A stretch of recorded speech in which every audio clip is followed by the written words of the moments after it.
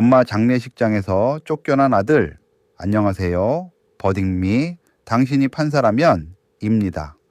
오늘 저희가 가져온 이야기는요, 듣고 나서 한동안 마음이 무거워질 수도 있어요. 10년 동안 치매 어머니를 혼자 돌본 아들, 그리고 30년 만에 나타나 돈을 요구한 형제들. 심지어 그 아들은 엄마 장례식장에서 쫓겨나 복도 의자에서 밤을 보내야 했습니다. 여러분, 과연 법은 이 아들의 손을 들어줬을까요? 2021년 11월 15일 새벽, 서울의 한 요양병원에서 전화 한 통이 울렸습니다. 수신자는 김민수, 올해 54세. 전화기 너머로 들려온 말은 단 한 문장이었어요. 어머님이 위독하십니다. 민수는 잠옷바람으로 뛰쳐나와 택시를 잡았습니다. 하지만 병원에 도착했을 때 어머니는 이미 의식이 없었어요. 78세의 어머니는 그로부터 12시간 후 아들의 손을 잡은 채 조용히 눈을 감았습니다. 민수는 그 10년을 떠올렸을 겁니다.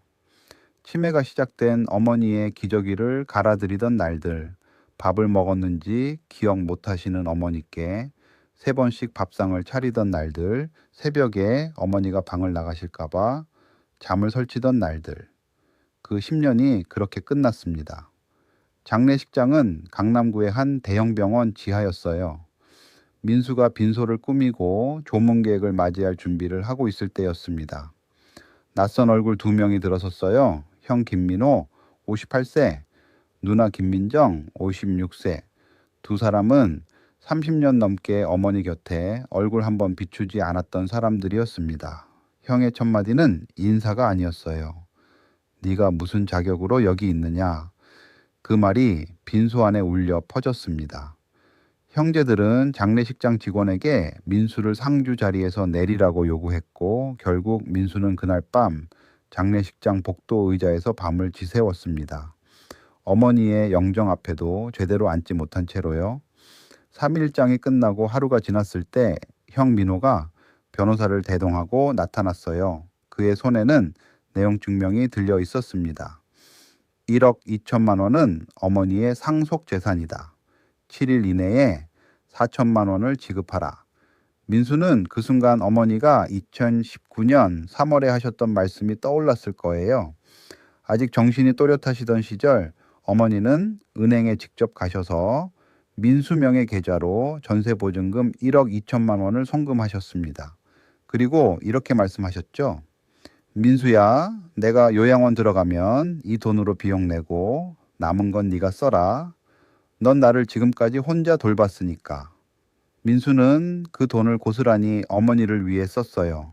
월 250만 원짜리 요양병원비를 30개월 총 7,500만 원.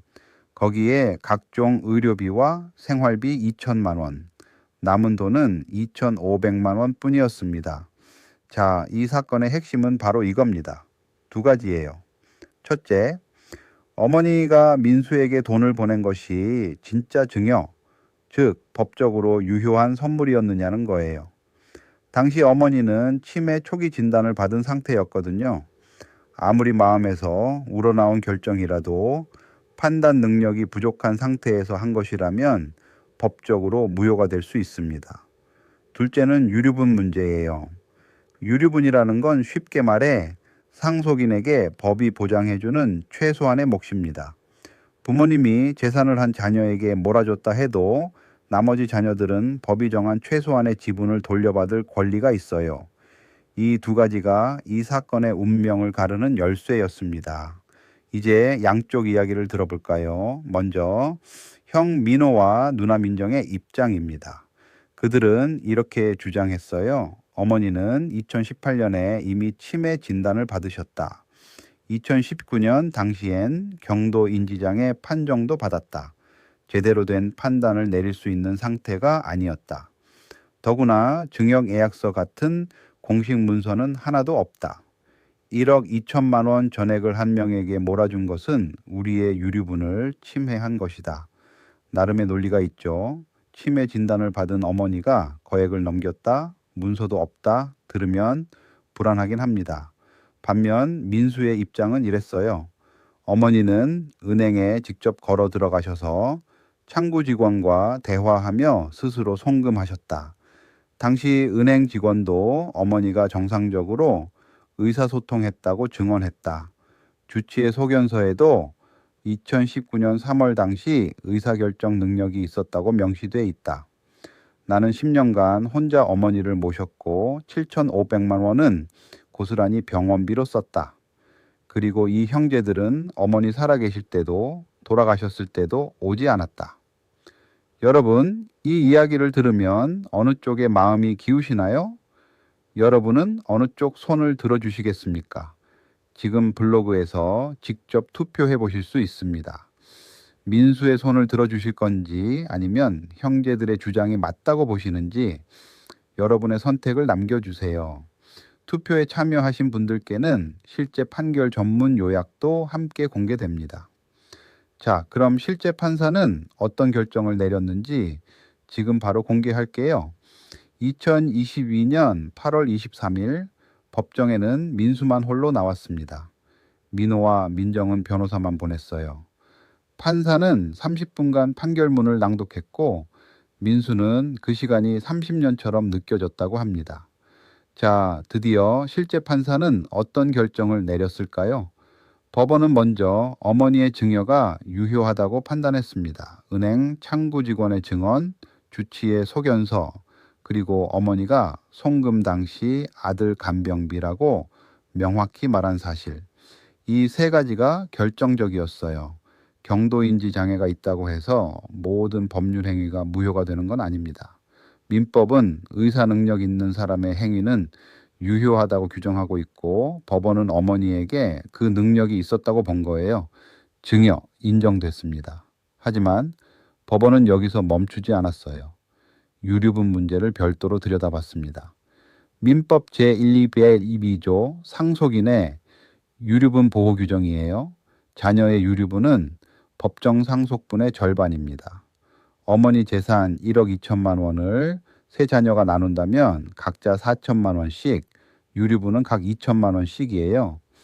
민수가 전액을 가져가면 형제들의 유류분 각 2천만 원이 침해되는 거죠. 민수는 10년 간병이 기여분이라고 항변했습니다. 실제로 판례도 특별한 기여를 인정하긴 해요. 하지만 기여분은 상속 재산을 나눌 때 반영되는 것이지 유류분 계산에는 적용되지 않습니다. 유류분은 상속인의 절대적 최저선이기 때문이에요. 그래서 법원은 이렇게 계산했어요.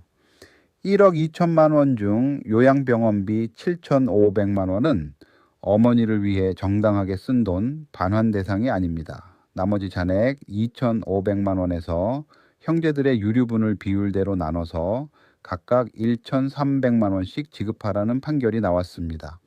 판사는 판결문 말미에 이런 말을 남겼어요.